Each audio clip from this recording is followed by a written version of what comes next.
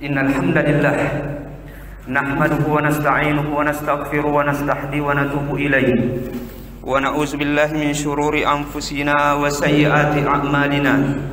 Man yahdihillahu fala mudilla lahu wa man yudlilhu fala hadiya lahu. Wa asyhadu an la ilaha illallah wahdahu la syarika lahu wa asyhadu anna Muhammadan abduhu wa rasuluh.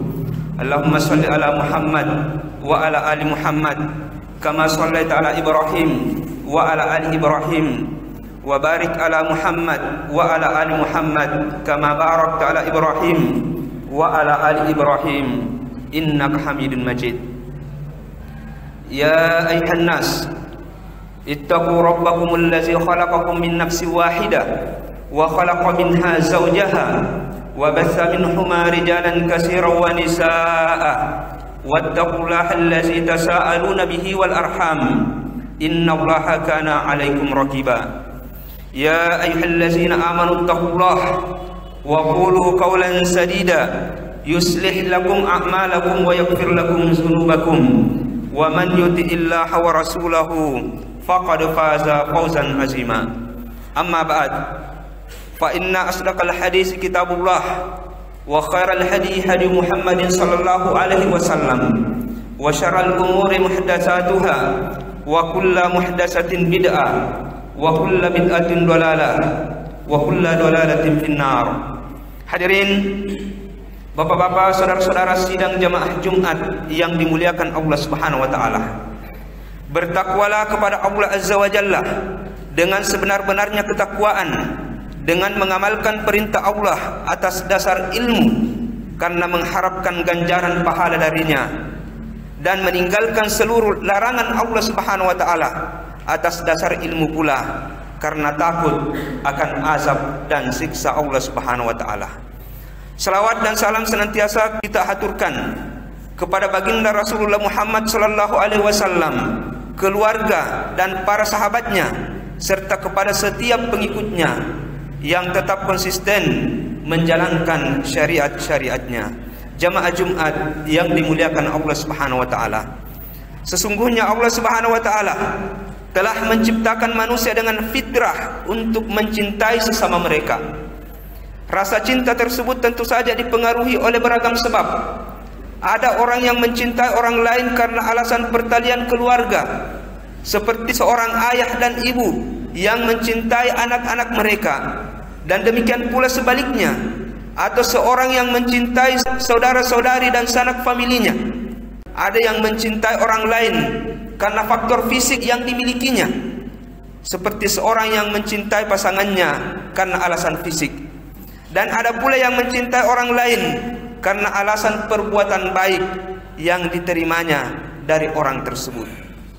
Namun dari itu semua jamaah yang dimuliakan Allah Subhanahu wa taala, orang yang kita cintai dan dari seluruh alasan yang ada, maka satu-satunya yang hendaknya kita kedepankan dalam mencintai adalah hendaknya mencintai Rasulullah sallallahu alaihi wasallam, dan dengan alasan yang tertinggi dan termulia, yaitu mencintainya karena Allah dan karena syariatnya. Diriwayatkan dari Anas bin Malik radhiyallahu anhu bahwasanya Rasulullah sallallahu alaihi wasallam bersabda, "La yu'minu ahadukum hatta akuna ahabba ilaihi min walidihi wa waladihi wan nasi ajma'in." Tak beriman salah seorang dari kalian hingga aku lebih cintainya dari orang tuanya, anak keturunannya, dan manusia seluruhnya.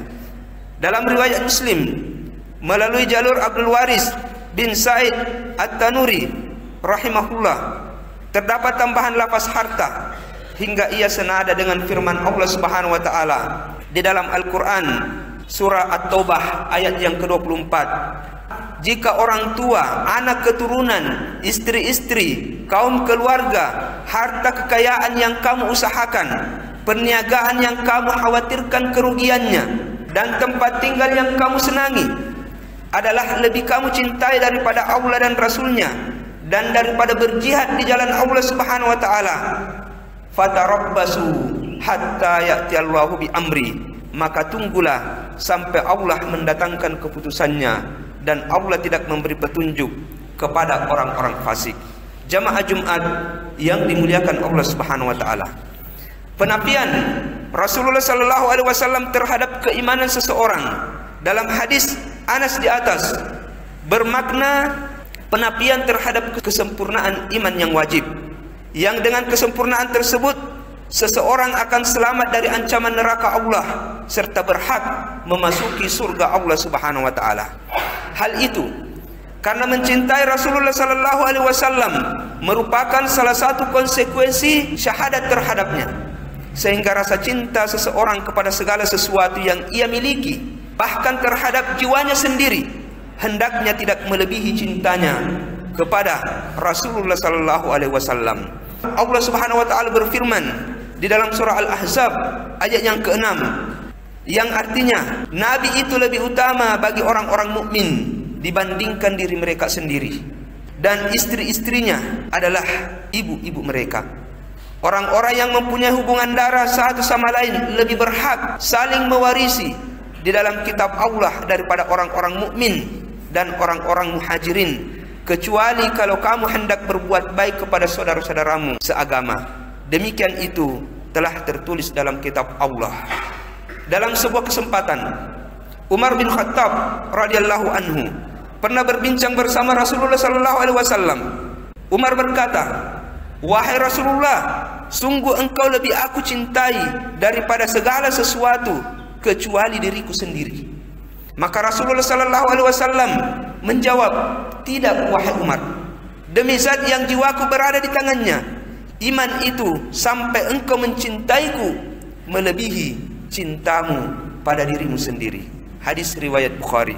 Jamaah Jumat yang dimuliakan Allah Subhanahu wa taala, cinta kepada diri sendiri adalah sebuah fitrah dan tabiat yang dimiliki oleh masing-masing manusia. Mereka telah diciptakan seperti itu. Rasulullah sallallahu alaihi wasallam mengetahui hal itu dengan jelas. Namun apa yang diinginkan oleh beliau adalah selain kesempurnaan iman Umar bin Khattab, beliau juga mengajarkan bahwa cinta yang dilandasi tabiat seseorang seperti cinta pada diri sendiri, istri, anak-anak, orang tua, harta dan sebagainya adalah jauh lebih rendah di sisi Allah Subhanahu wa taala dan Rasulnya dibandingkan cinta yang dilandasi oleh syariat Islam. Oleh karena Rasulullah sallallahu alaihi wasallam yang menjadi sebab keselamatan setiap muslim di dunia dan di akhirat atas izin Allah Subhanahu wa taala. Cinta yang hakiki kepada Rasulullah sallallahu alaihi wasallam akan nampak pada dua hal.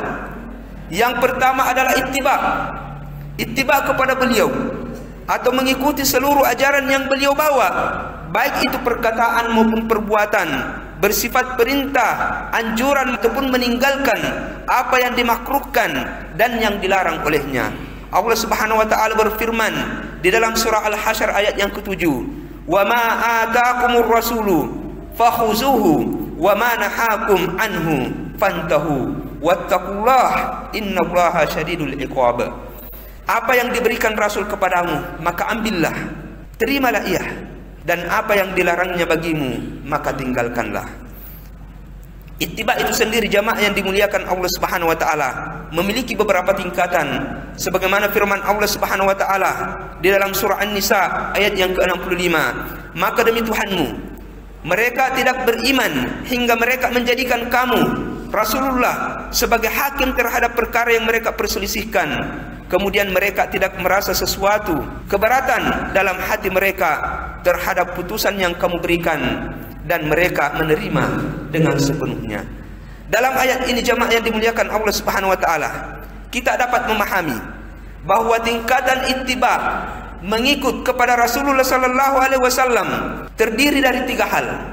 Yang pertama adalah menjadikan Rasulullah sallallahu alaihi wasallam sebagai hakim terhadap seluruh perkara yang dihadapi oleh seorang muslim, dalam artian menjadikan syariat beliau sebagai tolak ukur dalam menyelesaikan perkara tersebut.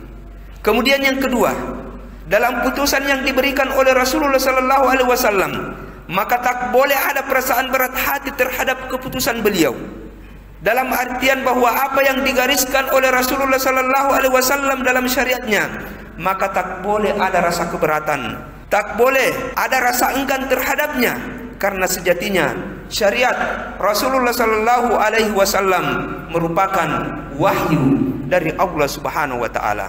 Jamaah Jumat yang dimuliakan Allah Subhanahu wa taala. Poin yang kedua, yang menjadi penanda cinta yang hakiki kepada Nabi kita sallallahu alaihi wasallam adalah lawan dari ittiba itu sendiri, yaitu ibtida.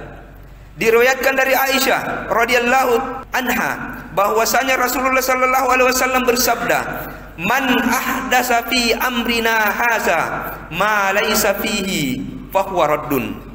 Barang siapa yang mengada-adakan, membuat sesuatu perkara baru dalam agama ini yang tidak ada contohnya dari Nabi sallallahu alaihi wasallam, fahuwa raddun, maka perkara tersebut tertolak. Mengada-adakan perkara baru dalam agama Islam dikenal dengan istilah ibtida. Para ulama sejak dahulu telah berbeda pendapat mengenai pengertian bid'ah itu sendiri. Al-Imam Asy-Syafi'i rahimahullah misalnya membagi bid'ah menjadi dua, yaitu bid'ah yang terpuji dan bid'ah yang tercelah. Jika ia sesuai sunnah Rasulullah sallallahu alaihi wasallam, maka tergolong bid'ah yang terpuji. Namun jika ia menyelisihi sunnah beliau, maka ia adalah bid'ah yang tercelah. Bahkan Al-Is bin Abdul Al-Salman rahimahullah dalam Qawaidul Ahkam membagi bid'ah menjadi 5 berdasarkan pembagian hukum-hukum taklif yang kita ketahui: wajib, sunnah, mubah, haram, dan makruh, yang diikuti oleh beberapa ulama lainnya seperti Al-Qarafi, An-Nawawi, dan yang lainnya. Untuk mendekatkan pendapat ini, mari kita simak penjelasan Ibnu Rajab rahimahullah dalam Al-Jami' Al-Ulum wal Hikam. Bid'ah adalah segala sesuatu yang dibuat-buat tanpa ada landasan dalil syar'i sedikit pun. Adapun jika ia memiliki landasan syar'i, maka ia bukanlah bid'ah. Meskipun beberapa ulama menyebutkan bid'ah, akan tetapi ia adalah bid'ah dari segi bahasa. Dari sini kita memahami bahwa bid'ah yang memiliki landasan syar'i, maka itu disebut sebagai bid'ah dari sisi bahasa yang bermakna baru. Sebagaimana perkataan Umar bin Khattab radhiyallahu anhu perihal salat tarawih yang kembali dikerjakan secara berjamaah di zaman pemerintahannya. Inilah sebaik-baik bid'ah. Sedangkan bid'ah yang tak memiliki landasan syar'i, maka hal inilah yang dimaksud oleh Rasulullah sallallahu alaihi wasallam dalam hadis Aisyah, fahuwa raddun, dia akan tertolak. Jamaah Jumat yang dimuliakan Allah Subhanahu wa taala. Mengapa hal ini dilarang? Karena ibtida adalah berbuat perkara bid'ah adalah melahirkan perbuatan gulu, berlebih-lebihan dalam agama Islam. Sedangkan gulu adalah perbuatan tercela, sebagaimana Rasulullah sallallahu alaihi wasallam bersabda, hindarilah perbuatan gulu dalam agama, karena umat terdahulu lebih dibinasakan oleh sifat gulu mereka. Jamaah Jumat yang dimuliakan Allah Subhanahu wa taala. Di saat yang sama pula, seorang pelaku bid'ah bukannya mengklaim rasa cinta kepada Rasulullah sallallahu alaihi wasallam, justru sadar ataupun tidak, ia telah menganggap bahwa agama ini masih kurang sehingga membutuhkan revisi atau penambahan darinya.